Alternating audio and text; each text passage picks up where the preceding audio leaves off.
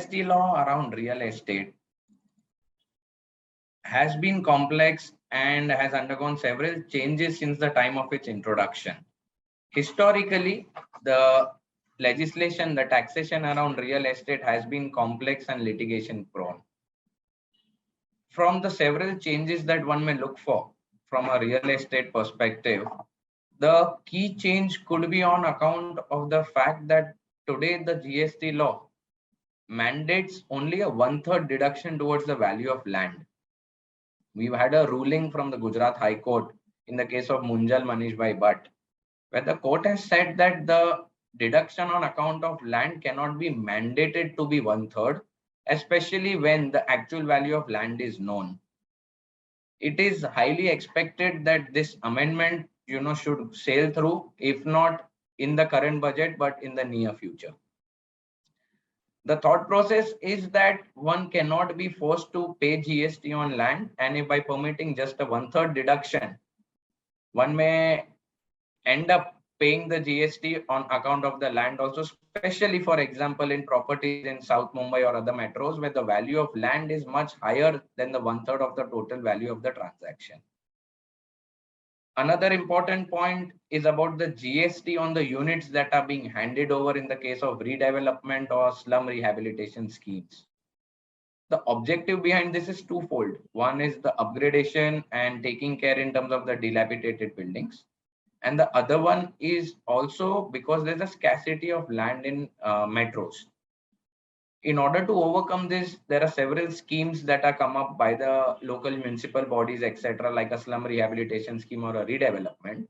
Now, the issue today is that GST is perceived to be payable on the units that are handed over to the existing members, which are clearly for a no monetary consideration in terms of cash. They're handed over as part of doing the overall construction. That value of those units that are handed over are included in the value of sale, which is made to the prospective new buyers. In light of that, the wish list from the real estate sector is that there should not be any tax on this. If at all there is a tax, then to that extent, the credit should at least be allowed, because ultimately, if you look at the P&L of a developer, GST is already paid on the profits or on the money that he is receiving on account of the sale of units to the new buyers. A low-cost housing, another benefit that is being looked upon in a great amount of detail. The threshold limits today for low-cost housing is 45 lakhs. And from a square meter perspective, it is 60 meters, 60 meters and 90 meters. The cost on account of raw materials such as cement, steel, etc. has gone so high that there is a need to relook at this threshold limit of 45 lakhs, which is the cutoff for the purpose of low-cost housing. The real estate sector has seen so many changes, including whether they are permitted to avail credit and pay tax using that ITC, or they have to pay without availing any ITC. The GST law from 2019 has been amended, whereby for new projects, no such option is available to a developer, which means he has to pay tax either at 5% or 1%, but no corresponding credit is available.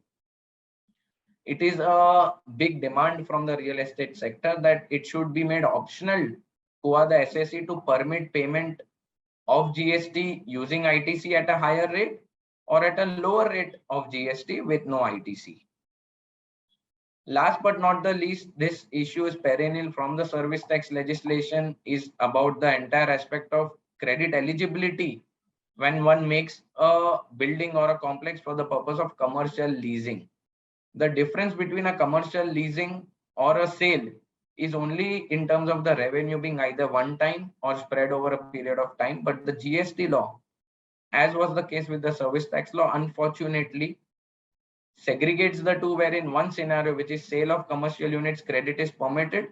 But when it comes to a commercial leasing, ITC is not permitted on the construction cost.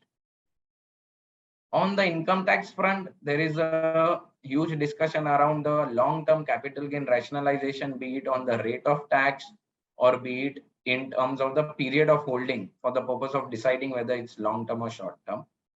If there is a rationalization overall on the long-term capital gain, we could perhaps see some element of that change trickling down and affecting the real estate sector as well.